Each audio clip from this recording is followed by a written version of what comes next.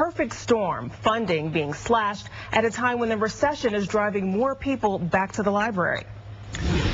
Difficult times for everybody involved. Joining us now is Andyt Hines. He teaches what's called Future Studies at the University of Houston.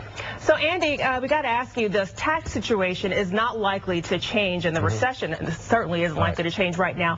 What do you think we need to do to keep libraries sustainable, or are they not sustainable? Well, I think they are sustainable, but not in the sense of, are people going to come in and look at the shelves of books and sit down and read quietly? No. But is there a way to rethink what a library stands for, what a library is all about? Yes. I mean, are there ways to help people find the information they need, whether it's in books or not? And you see that's already happening with the Wi-Fi and the online services that you can find today. And so I think that there's a whole range of services that libraries can expand into. Well, they can, of course, and they've been doing it for years, but it appears that now with the internet age and everything online for free as well, and the convenience of just being at home and hitting a few keys as opposed to going physically down to the library, many people feel like standard libraries may be on the decline. What's your opinion? Well, I think you're right. The standard definition of a library, yes, but it's one of the innovative trends that we've seen in some libraries across the country are rethinking the library as a community center.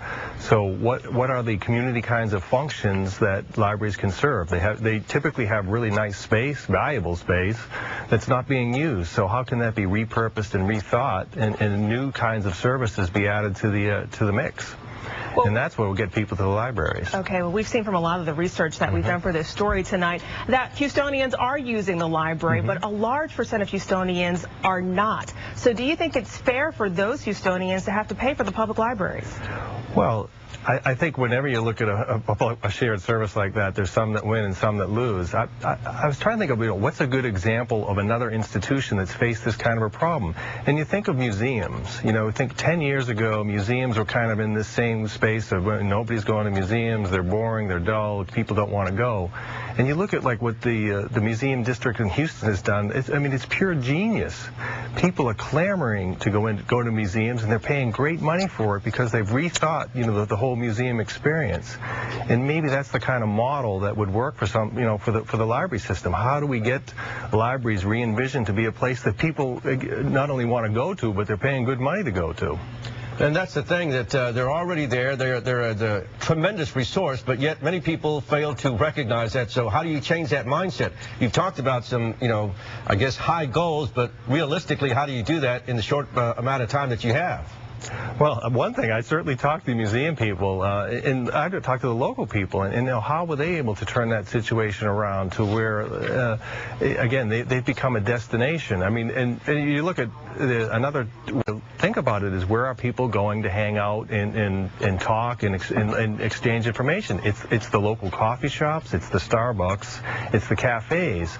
So if those are the kinds of places that people want to go to, and that's where they're doing their internet searching and their research and such, how do we make libraries the kind of places that people want to hang out? Right now you go in and you're told to be quiet and shushed, right? So how do we change that dynamic so it's a place that people want to come to? It's fun, it's cool. Well, people who are concerned about their tax dollars are probably going to say to you, Mr. Hines, that, hey, museums in a large part are not publicly funded, and we may not want our tax dollars going to the public libraries when there are other ways that we can get our information these days. Right. All right, Andy, well, thank you very much. We've got another guest on this topic as well, so we'll explore it a little bit more, but thank you very much for your thoughts. My pleasure. Well, across the country, library usage has increased